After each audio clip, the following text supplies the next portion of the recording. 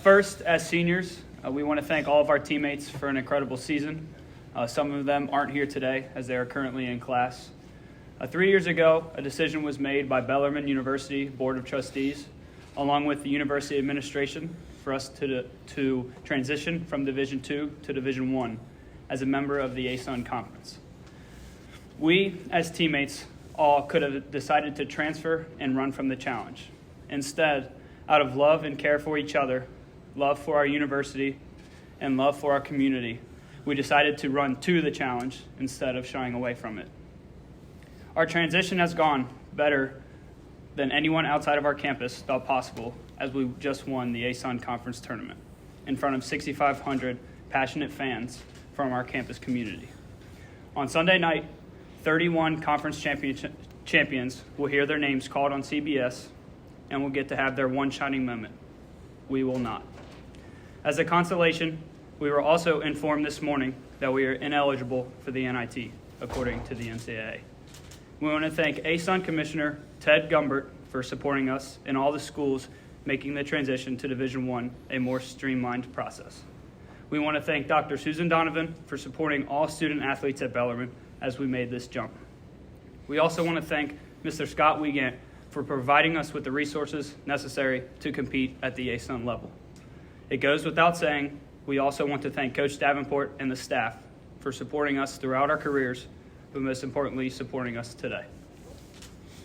I'm going to build off what CJ said, and just the support of the national media and the social media throughout the past few days has been overwhelming in the best way possible. And it's comforting to know that so many people feel the same way as we do about these unfair and, to be honest, ridiculous NCAA rules and regulations. In our game, champions are decided on the court, and the NCAA has decided to crown champions in an inconsistent and unfair rule book that does not look out in the best interest of student athletes. We as a team, everybody you see here and a few others not pictured, won 20 games this season despite playing the hardest non-conference schedule in the country.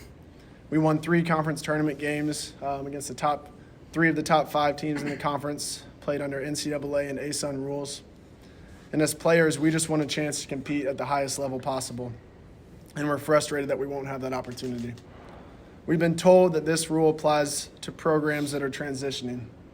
But as far as we know, we've met every criteria that the NCAA and the ASUN have laid out in front of us. And we just won our conference tournament. So as far as we know, Bellarmine is not transitioning. We've arrived. So this time, we're happy to take any questions from you guys. And we appreciate you being here. Is it kind of just ironic that the reason you can't even play in the NIT is because the NCAA bought it? That seems to be the holdup.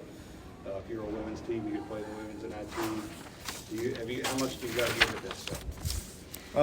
It's something we actually talked about a lot, and it's frustrating because the NCAA used an $11.8 billion TV revenue in order to buy the NIT, but they didn't buy the WNIT. So if we were a women's program, we would be in a position to be eligible to play.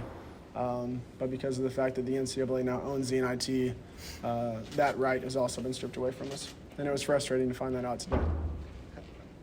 How crazy is it even so? You turn on PTI and Bellarmine's there. You turn on everything and Bellarmine's there. What has this last 24 hours been like for you guys as you've watched not only the notoriety, but people coming to your defense saying, hey, they should be in? I think the support from everybody has been overwhelming, no matter what social media, TV network, platform that you look on. Bellarmine has been a staple for the past couple of days on various platforms. So I'm just being able to see the support that we have. We built up quite the fan base the last couple of days.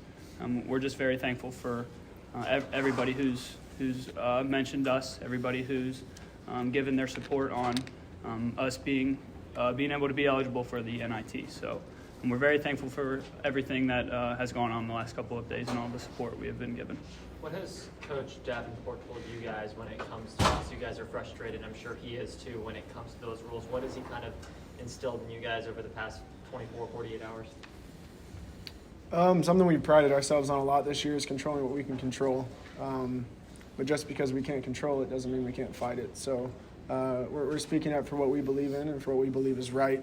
and Coach D supported us every step of the way. And at the end of the day, it's about not only doing what we think is right for our team, but hopefully changing the path for teams in the future that are transitioning like we are. And so it's for a bigger purpose. And he's always kind of instilled in us to stand up for what we believe in, and believe is our word this year, so we're just going to continue doing that. Do you believe this might help make a rule change? I mean, possibly named after you guys, and given that this can happen? We hope so. That's the goal. Our goal is to play at the highest tournament level possible, and at the same time to help teams transitioning. So if we can play even a small part in that, that'd be a win for us.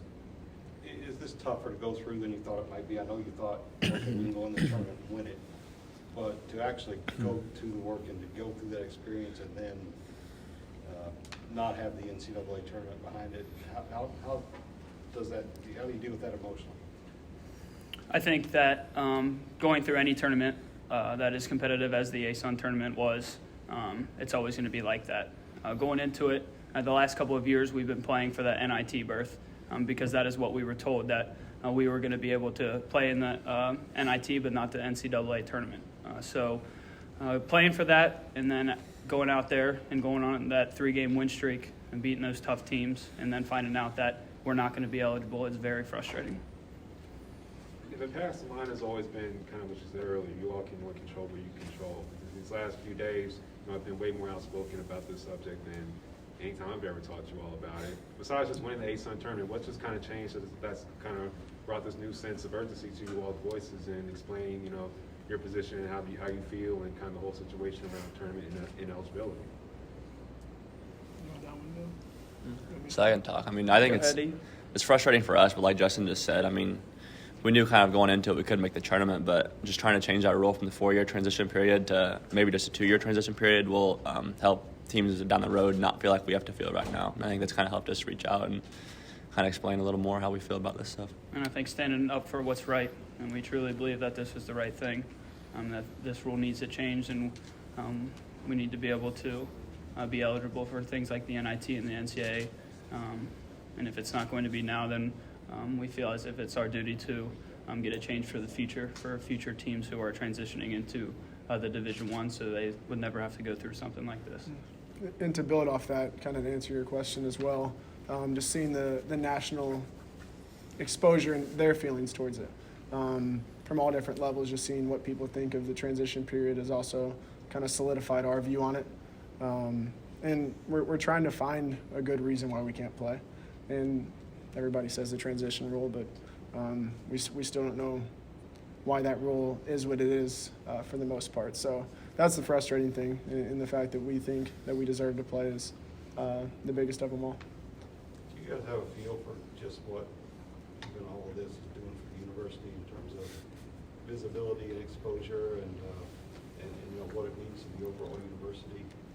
So, I mean, I think it's great for the exposure. We were just talking to Coach D a little bit before this, and I think he said that there's a little over 2 billion, I think he said it was impressions of the word Bellarmine and all platforms. So I thought that was really cool, and it just shows how much people are really searching Bellarmine now after all this.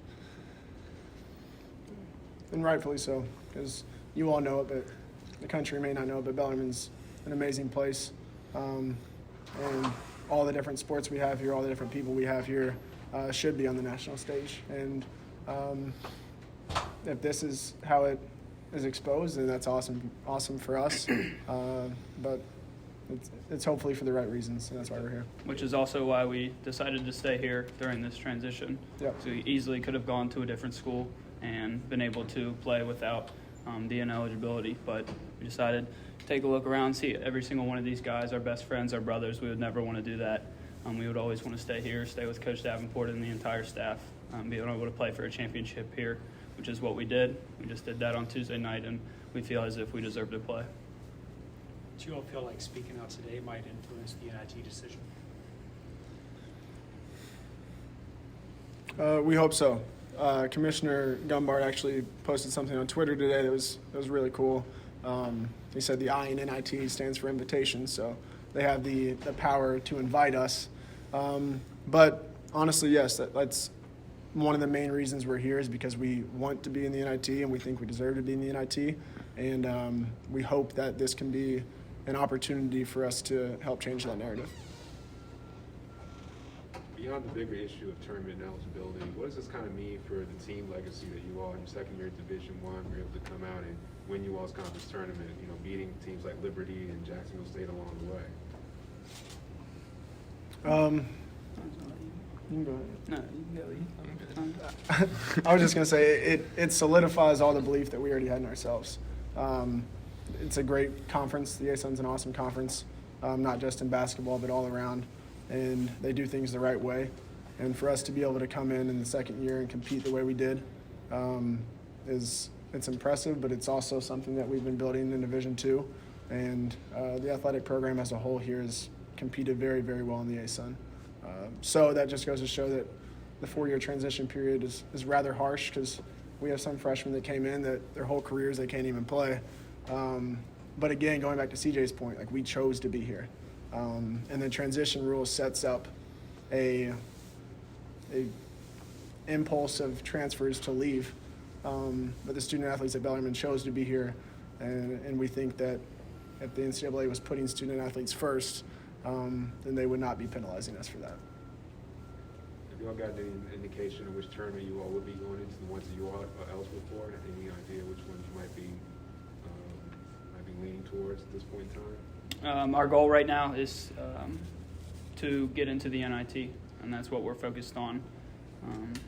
And after that, if that is not an option, that is something that our basketball family here at Bellarmine will discuss. It's the same old thing. The school's going to benefit regardless, and the NCAA will make its money regardless. But for you guys, you want to play, and it's not the first time that a group of athletes has had to fight for something. Is it frustrating you have to do this, or is it something you feel like you're happy about doing, or how's this come about to just show up here today?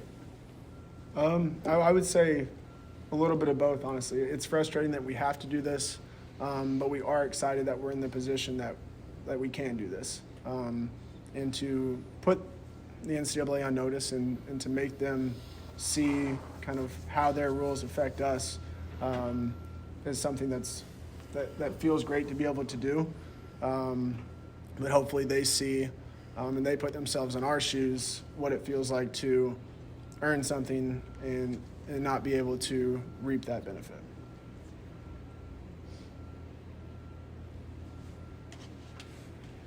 Regardless if it's the NIT, CBI, or some other tournament, what would it mean to you all just be able to suit up one more time and take to the court one more time with your teammates and just have that opportunity to be a team again and play with each other one more time?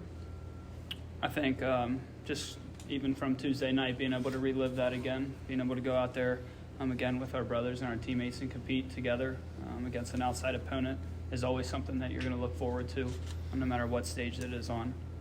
But being able to have that championship, that ASUN tournament championship under our belts, it was an awesome experience, and I think it is one that we will never forget. I know Coach Davenport always talks about 10, 20 years down the line when we come back and we're telling stories, memories, thinking about all the things that we went through, like that grueling stretch we had earlier this year. And then we come back and it was all worth it for that ASUN tournament championship.